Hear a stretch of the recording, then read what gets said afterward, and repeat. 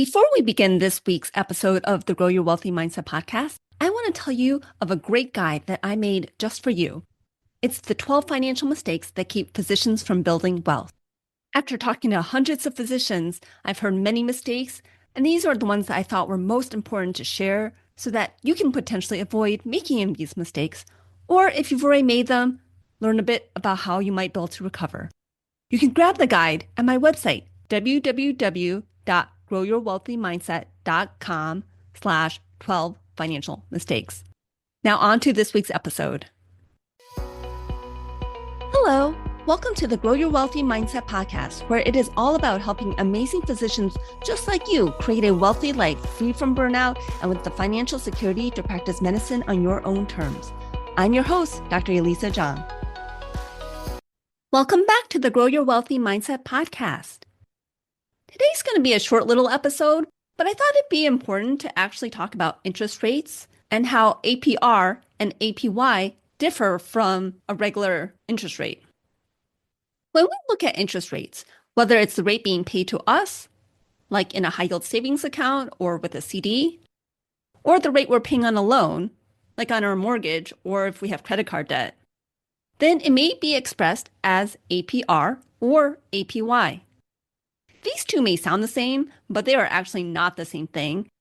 And neither is actually purely what we think of as the interest rate. Have you noticed that banks and investment companies generally use APY, whereas lenders typically give rates in APR? You probably haven't, but there are actual reasons to do so. The interest rate is the amount of interest paid in 1 year, not including compounding. If you are looking at something that involves an interest rate, not only do you want to know the interest rate, but you also want to know how often compounding occurs, or how many compounding periods there are in a year. For example, most bank accounts pay interest monthly. APY is the abbreviation for annual percentage yield and refers to how much interest you earn on savings or pay on debts, and it does take compound interest into account. APR is the abbreviation for annual percentage rate and refers to how much interest you pay on borrowing money without including the effects of compounding, but it is supposed to include any fees associated with borrowing the money. One way to think about APR and APY, so you remember it, is the following. When you want to borrow money, lenders want the interest rate to sound lower, so they do not include the effect of compounding. On the other hand, when you're the one earning interest, banks and investment firms want to make it sound like they're paying you more, and so they advertise the APY, which does include compounding. In truth, financial institutions are required by federal law to disclose the APY, so you can more easily shop around for the highest APY when you are looking at getting interest off your own money. Technically, when you're doing that, you're actually lending money to the financial institution and they're paying interest for the privilege of getting that money from you. The APY does not include any special bonuses that you may get. Like if the bank gives you a cash bonus, if you open a new account, make a minimum deposit that you keep at that bank for a set period of time. Other banks may give you some kind of gift when you open a new account. I remember when I was young, my mom had us open new accounts so that we could get a new Foreman's Grill. Some banks will list both the interest rate and the APY. I know that my account at Live Oak does this. When you click into the information about the account, it actually clearly lists interest rate and then the next line is APY. On the day that I'm recording this episode, the interest rate is 4.02%, but the APY is 4.10%. However, my Capital One account only lists the current APY, which is 3.6%. To find out the interest rate, I had to click on a link to look at the terms and conditions of the account and then find in the new long document that gets pulled up the part where it talks about interest rates, where it states, quote, the interest rate on your account is 3.5419% with an annual percentage yield of 3.60%, end quote. You can see how compounding increases the interest you earn over the course of the year. The money in a high-yield savings account pays interest monthly, so that monthly is what's called the compounding period. The more frequent the compounding period, the more you earn. To calculate the APY, you first divide the periodic rate by the number of compounding periods, and then add 1 to that number. Take the number you calculated to the power of the number of the compounding periods, and then subtract 1 to get your APY.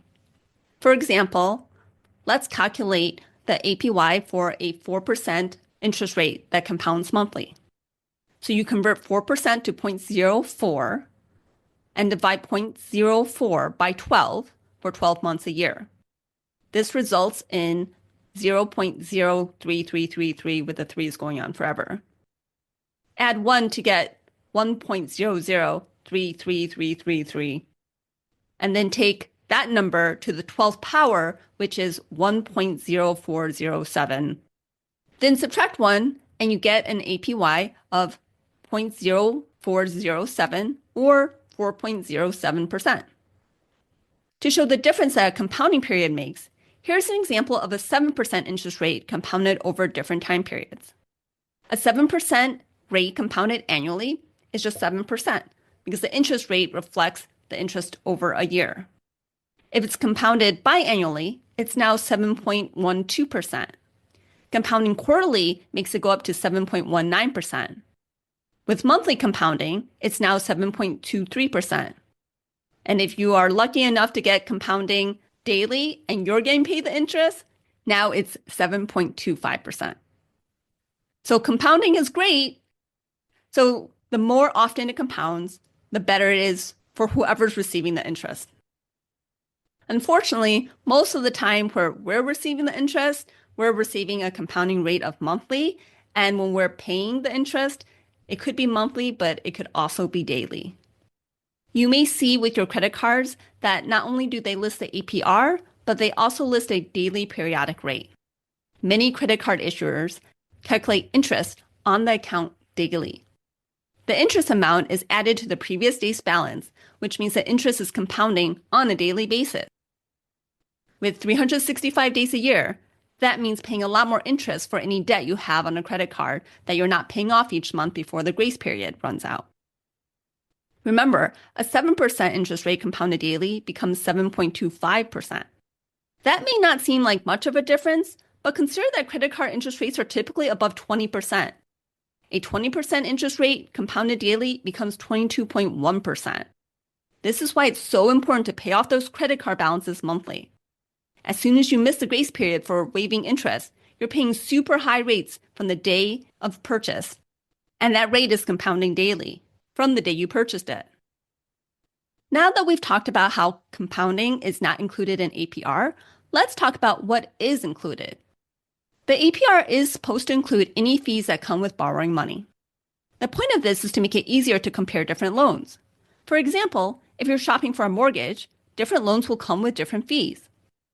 The APR for a mortgage loan factors in not only the interest rate, but also any points paid, the mortgage broker fees, and should include other loan-related charges and fees, though I wouldn't be surprised if some fees aren't included. The point of all this is to make it easier to compare loans being offered by different lenders. The APR is calculated by multiplying the periodic interest rate by the number of periods in a year in which the periodic rate is applied. To calculate the APR, you would take the total interest paid over the life of the loan, divide that number by the loan amount, and then divide that number by the number of days in the loan term. This gives you the periodic interest per day. Now add in all the fees and multiply that new number by 365 days. If you want the number expressed as a percentage, now multiply by 100. Understanding interest rates, including the difference between APR and APY, can help you manage your personal finances. The key points to remember is that the APR includes fees, but does not include compounding, and is the interest rate advertised when you are borrowing money. APY includes compounding, but does not include any other perks or bonuses, and is the interest rate advertised when you're essentially lending money to a financial institution. The more frequently the interest compounds, the greater the difference between the APR and the APY. Well, I hope this episode gave you a nice learning nugget. I actually did learn when I was preparing this episode because I actually didn't realize that the APR included the costs and fees that came with borrowing the money. Let me know if you like these episodes that just talk about different parts of financial literacy. I love to hear from my audience and get feedback on this podcast. You can reach me by emailing growyourwealthymindset@gmail.com. Have a great week, and I'll be back next week with another episode of the Grow Your Wealthy Mindset podcast. If you enjoyed this episode, I would love it if you could share it with your friends and colleagues. And now for the disclaimer. I am not a certified financial planner, accountant, or attorney, and nothing I say should be construed as professional investment, tax, or legal advice.